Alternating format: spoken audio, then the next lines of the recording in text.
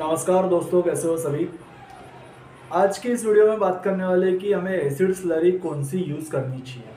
अब इस पे तो ज़्यादा करके लोग कहेंगे कि भाई 90% मार्केट में मिलती है तो हम 90% ही यूज़ करते हैं। लेकिन मैं आज इस वीडियो में जो बात बताने वाला हूँ वो बहुत कम लोग जानते हैं। यानी यूँ कह दो कि करीब करीब 5 से 7% लोग ही इस बात को जानते हैं कि एसिड स्लरी जो 90% की भी मिलती है उसमें भी कुछ डिफरेंस होते हैं। क्या डिफरेंस होते हैं वही आज की इस वीडियो में जानेंगे। इस वीडियो को आप पूरा देख लोगे और समझ लोगे तो आपको भी पता चल जाएगा कि आपको कौन सी एसिड स्लरी यूज़ करनी चाहिए आपके प्रोडक्ट के रिगार्डिंग, जिससे आपका प्रोडक्ट काफ़ी अच्छा बन सके। सबसे पहले भाई, जो लोग इस वीडियो को पहली बार देख रहे हैं, चैनल को सब्सक्राइब कर दे और नोटिफिकेशन को ऑल पे प्रेस कर दे ताकि आने वाली वीडियो की नोटिफिकेशन भी आपको मिल सके। और मैं टाइम टू टाइम भाई ट्रेनिंग के प्रोग्राम भी अरेंज करते रहता हूँ। प्रैक्टिकल ट्रेनिंग होती है प्रोडक्ट मैन्युफैक्चरिंग की, जिसकी डिटेल भी आपको टाइम टू टाइम मिलती रहेगी। कौन सी ट्रेनिंग होगी, कौन सी डेट पे होगी और उसमें मैं क्या क्या चीज़ें सिखाऊंगा, तो उसके अपडेट के लिए भी आप चैनल पे बने रहिए। तो अभी हम शुरू करेंगे आज का टॉपिक कि हमें एसिड स्लरी कौन सी यूज़ करनी चाहिए। इसके पहले मैंने एक केमिकल इन्फॉर्मेशन के रिगार्डिंग एक वीडियो बनाया था साइट्रिक एसिड पे, कि आपको ट्रांसपेरेंसी के लिए साइट्रिक एसिड कितना यूज़ करना चाहिए, कब यूज़ करना चाहिए।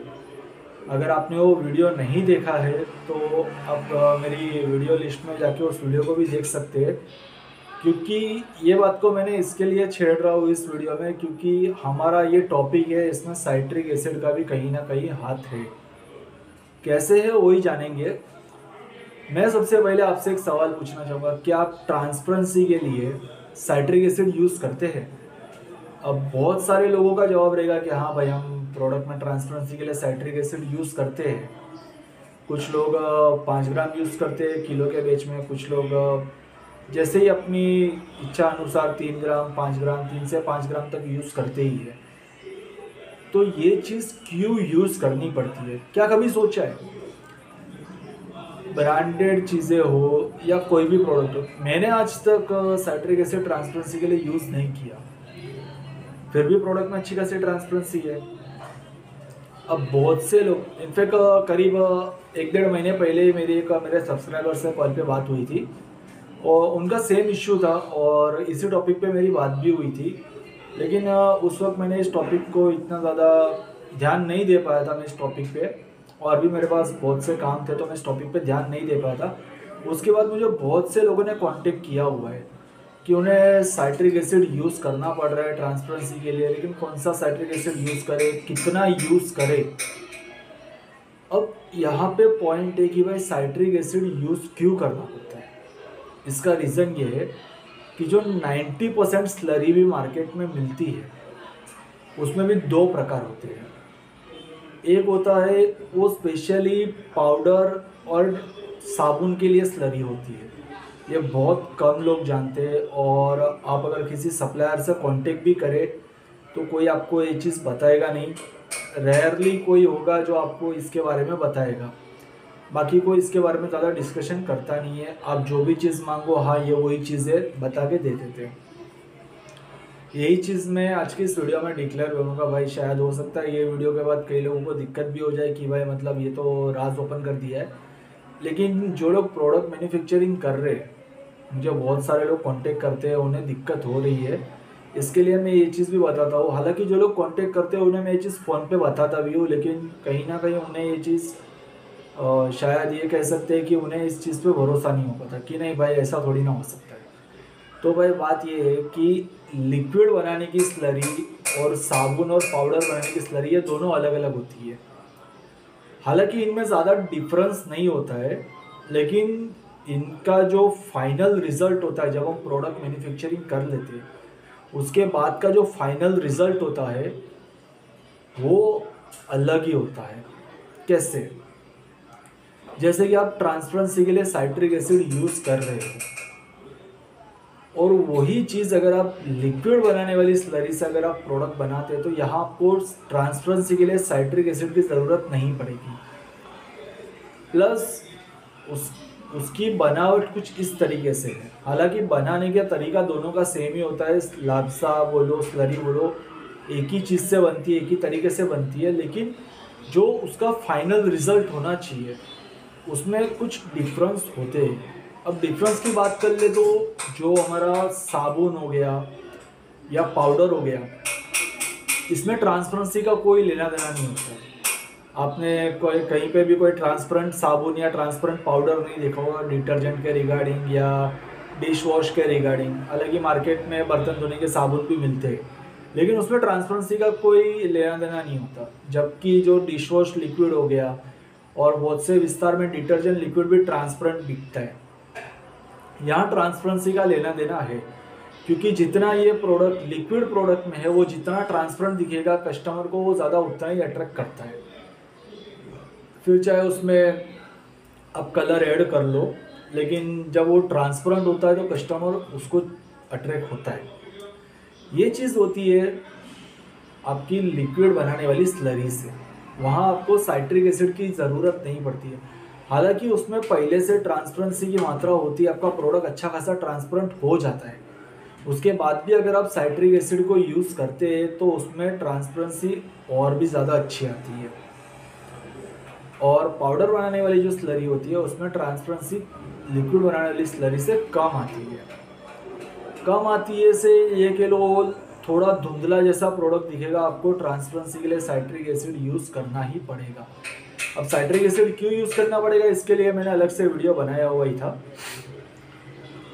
अब बात करते हैं कि भाई इसको पहचाने कैसे कि कौन सा स्लरी लिक्विड वाला है और कौन सा हमारा पाउडर वाला स्लरी है या साबुन वाला स्लरी है। इसके दो तरीके हैं। पहला तरीका ये है कि आप प्रोडक्ट बनाओ, अब उसको परचेस करो, फिर उससे प्रोडक्ट बनाओ और यहाँ पे आप रिजल्ट देख सकते हो। इसका कोई अलग से मीटर नहीं होता। पहली चीज़ भाई मीटर कहीं पे ढूंढना मत, इसको चेक करने का कोई मीटर नहीं होता। लेबोरेटरी टेस्टिंग अगर आपको करवानी भी हो तो उसका अलग खर्चा होता है, वो अलग चीज़ से आप चाहे उसकी फिर परसेंटेज टेस्टिंग कराओ या क्वालिटी टेस्टिंग कराओ, उसके लिए आपको लेबोरेटरी टेस्ट कराना पड़ेगा। बाकी इसका कोई अलग से मीटर मिलता नहीं है, जहाँ तक मुझे पता। अगर मिलता हो तो भाई मेरी जानकारी के बाहर है। तो अब यहाँ पे पहला पॉइंट होता है कि आप प्रोडक्ट बनाओ। अब प्रोडक्ट बनाने के बाद भी भाई समझ में तो नहीं आ रहा है, लेकिन हमें मिल तो रहा है स्लरी। तो दूसरा पॉइंट ये है कि इसके कलर से भी इसको जाना जाता है। देखो, जो डिटर्जेंट पाउडर या साबुन बनाने वाली जो स्लरी होती है ये एकदम ब्लैक टाइप होती है, और वहीं पे अगर हम लिक्विड बनाने वाली स्लरी को देख लो तो ये मरून टाइप का कलर होता है, एकदम ब्लैक नहीं होता। जैसे हम गाढ़ा लाल कह सकते हैं, कुछ इस टाइप का कलर होता है। और दूसरी चीज़, जब आप इसका कास्टिक के साथ में पीएच न्यूट्रलाइज करते हैं वहाँ पे भी आपको इसका डिफरेंस पता चलता है। जब लिक्विड बनाने वाली स्लरी होती है वहाँ पे जब आप पीएच न्यूट्रलाइज करते हैं तो उसका गाढ़ा पीला जैसा कलर हो जाता है। वही पाउडर बनाने वाली स्लरी होती है, उसका क्रीम टाइप का कलर होता है। ये भी एक डिफरेंस हो गया, आप पहचान सकते हैं। अब फिर भी अगर पहचानने में नहीं आ रहा है कि भाई हम अगर सप्लायर से कहते हैं भाई ये लिक्विड बनाने वाली स्लरी है, तो सप्लायर कह देते हैं कि हाँ भाई लिक्विड बनाने वाली स्लरी है। अब फिर भी कैसे पहचाने, तो इसका सिंपल है कि भाई लिक्विड बनाने वाली स्लरी और पाउडर बनाने वाली स्लरी, इन दोनों की प्राइस में काफ़ी डिफरेंस होता है। अभी प्रेजेंट टाइम की बात की जाए तो करीब 7 से 8 रुपये का डिफरेंस चल रहा है मार्केट में। फिर वो डिपेंड करता है अलग अलग एरिया, अलग अलग स्टेट, इसके ऊपर डिपेंड करता है, लेकिन करीब 6 से 7 रुपये का डिफरेंस चल रहा है। मैं ऑल ओवर इंडिया के सप्लायर को मैं कांटेक्ट करते रहता हूँ, उनके मेरे पास प्राइस आते जाते रहते हैं। इसके हिसाब से मुझे पता है करीब 7 से 8 रुपये का भी फ़िलहाल डिफरेंस चल रहा है। यहाँ पे आप समझ सकते हैं कि प्राइस अगर आपको कम मिल रही है, मार्केट रेट से अगर आपको कम प्राइस में स्लरी मिल रहा है तो वो पाउडर या साबुन बनाने वाला स्लरी है, ये चीज़ समझ लो। अगर मार्केट प्राइस से 1 से 2 रुपये का डिफरेंस है तो वो लिक्विड बनाने वाली स्लरी है। लेकिन इसका फाइनल रिजल्ट कंफर्मेशन तभी होगा जब आप उसका पीएच यूटिलाइज करोगे और उससे आप प्रोडक्ट फाइनल करोगे। जब आपका पाउडर बनाने वाला, अगर डिटर्जेंट पाउडर, सोप, जो भी बोल लो, उसको बनाने वाला स्लरी होगा, वहाँ आपको ट्रांसपेरेंसी के लिए साइट्रिक एसिड की ज़रूरत पड़ेगी ही पड़ेगी। वो कंप्लीट ट्रांसपेरेंट नहीं होगा चाहे आप उसको 12 घंटा छोड़ दो। लेकिन जो लिक्विड बनाने वाली स्लरी होती है उसको जब आप 12 घंटा छोड़ देते तो पूरा पानी जैसा ट्रांसपेरेंट हो जाता है। ये छोटा सा इन्फॉर्मेशन वीडियो था। मुझे पता है बहुत कम लोग इसके बारे में जानते होंगे, और इस चीज़ को अगर आपने देख लिया तो उम्मीद करता हूँ आपको पता चल ही गया होगा कि स्लरी में भी डिफरेंस होते हैं। अब ये आपके ऊपर है कि आपको कौन सी स्लरी परचेस करनी है। अगर आप रॉ मटेरियल परचेस करना चाहते हैं और आपको रॉ मटेरियल नहीं मिल रहा है, या फिर मिल रहा है तो उसमें भी क्वालिटी के इश्यू है, या फिर आप रॉ मटेरियल परचेस करते हैं लेकिन जो प्रोडक्ट जो क्वालिटी का बनना चाहिए ठीक से नहीं बन रहा है, तो आप मुझे रॉ मटेरियल के लिए भी कांटेक्ट कर सकते हैं। मेरे पास क्लीनिंग प्रोडक्ट रिगार्डिंग आपको रॉ मटेरियल मिल जाएंगे, लूज़ में भी और बल्क में भी। Thank you.